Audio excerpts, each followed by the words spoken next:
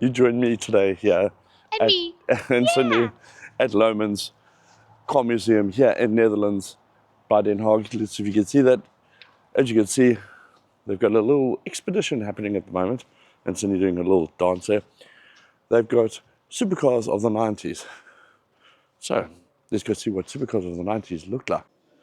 As we are inside now, you join me here at the Louwman's expedition of supercars of the 90s.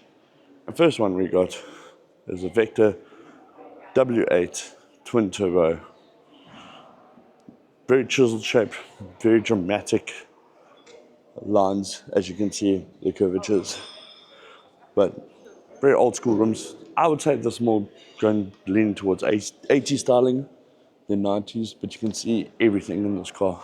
I don't know if you can see inside too much, but yeah, like I said, very weird shape, dramatic lines, very cool looking.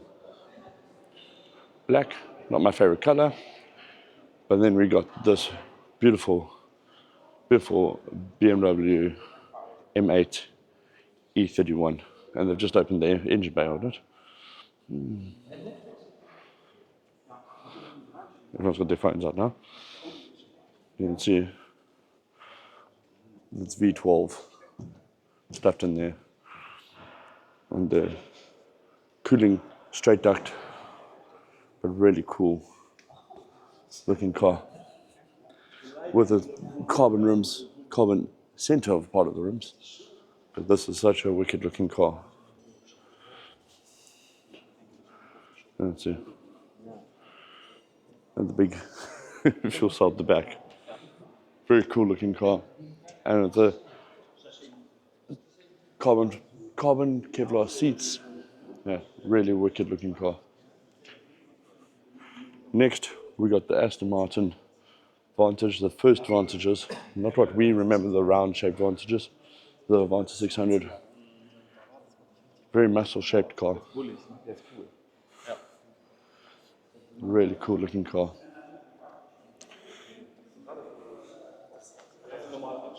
Very much the alloys from the 90s. And very much Aston Martin luxury in the interior with a flat back going there. Next, just going to show you something that you should all know if you enjoy cars.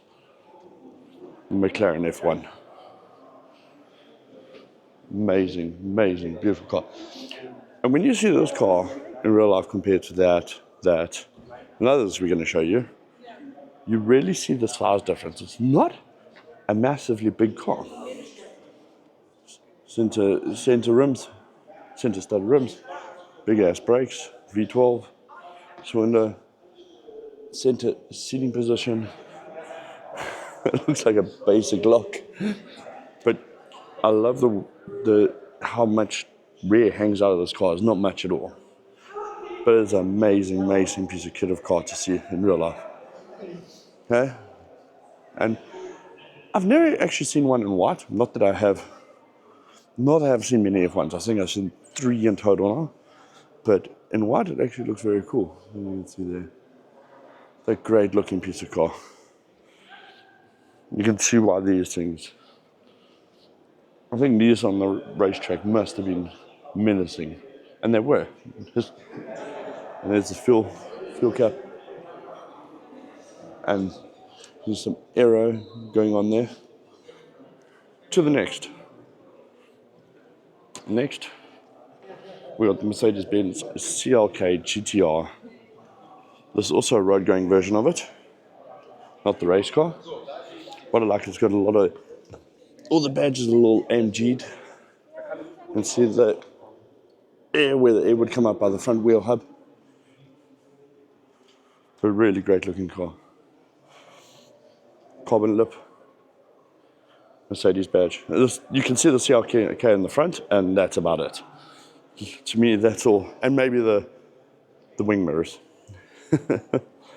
But really a wicked looking car. Also centered wheel hubs. Most of these had that, but this one had a pin in it too. A really cool car to see. And this big ass wing. And then what you see on this car also is the air can also go in through there. That's one thing I didn't notice from here. But that steering wheel with the flappy paddles. Flappy paddles must have been a sequential shift, I think. I could be wrong, but this just looks so cool. Then next to us here, we've got the Jaguar XJ220. Very underrated car of its time, but nowadays, as you know, it is very well known what it is. Very little capacity compared to most of the cars, with its V6 twin turbo motor. But what I've read and seen, and these are no slouches. You see the ventilation there for the radiators. See the engine cooling also there to get in through the engine bay, to cool the engine bay. You can see a little bit of the engine there. These fat rear tires, but just such a cool car. Really, really cool, and I love how open the back is to the engine bay. Next, should we show you what's next? The Porsche GT1. That's all it's called, Porsche GT1. But this is a track car. This is not the road going car like most of these. Yeah, this curved tail lights. Full carbon Kevlar. I think it's carbon Kevlar you've seen here. Carbon Kevlar. The rims. Check how big those discs are, even on the rear. Eh? Just amazing. Enjoyed these. Very big and wide front mirrors. But such a cool looking car to see in person. Actually, all of these. But that looks, how wicked does that look? It actually looks quite. You see the tub to the wheel wells. That is so cool. The next, well, one of my personal favorites, the Toyota GT1. And this is a road legal one. Never seen one. This is actually what brought me here today, is to see this car up close and personal.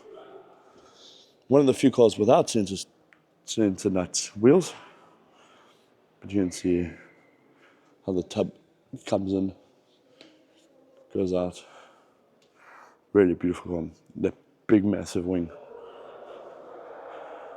The 4 exhaust, but you can see the big mufflers on the back, obviously to keep it quiet for road use.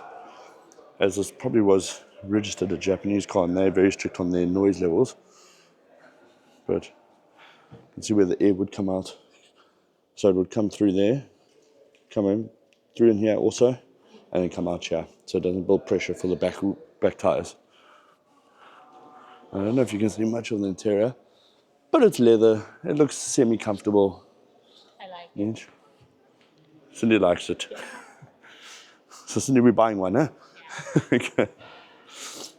But just bargain.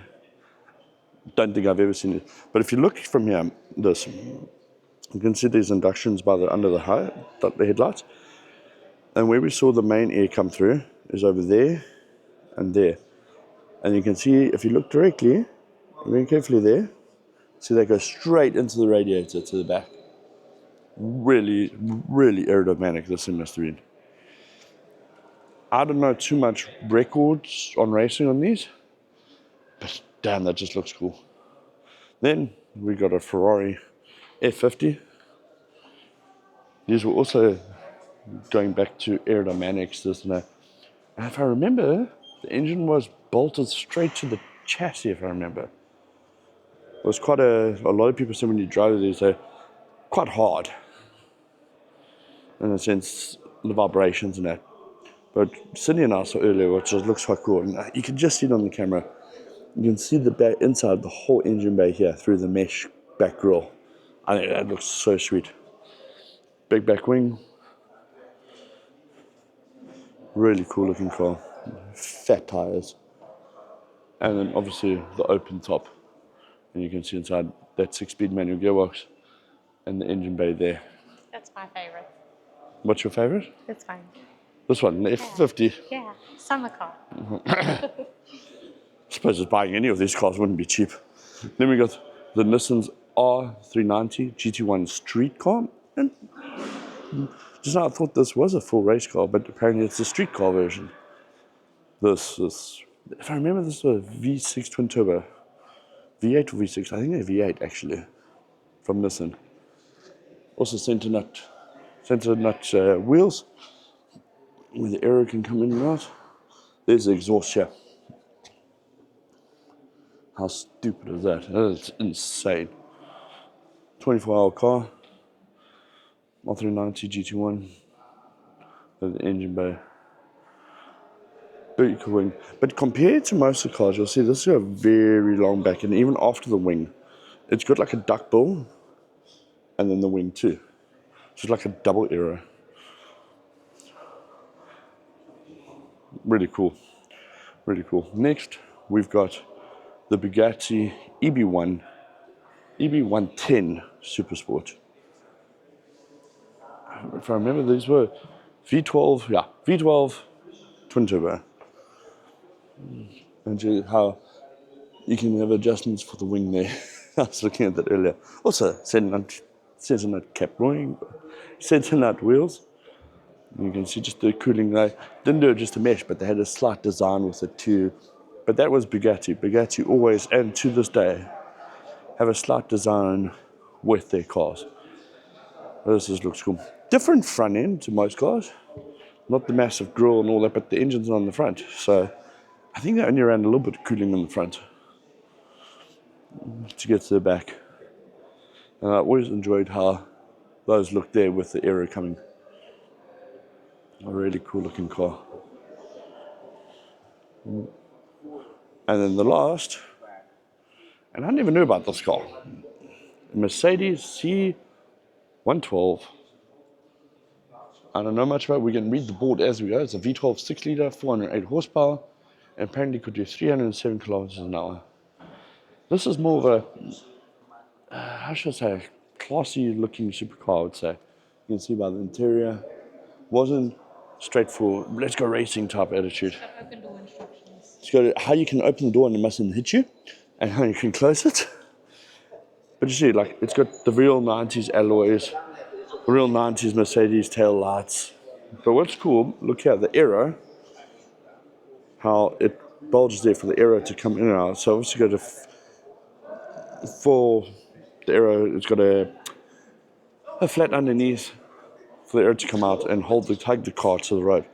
The wing, it does look adjustable and looks like it does come up over certain speeds. You probably find the wing does come up. I'd like to do more research on this. And there's massive V12. Insane, eh? And then also his top side mirrors. Must be quite distracting to look at. When you're just sitting there, you're not looking next to you, you're looking more above you for your side mirrors. Really, really awesome. But ladies and gentlemen, thank you for joining. We're going to call it from here. We'll just show you this expedition haul. If you'd like to see more of Louwman's Museum, let me know. And I think Cindy and I would come visit and do it again. Have a fantastic day, and we'll see you soon.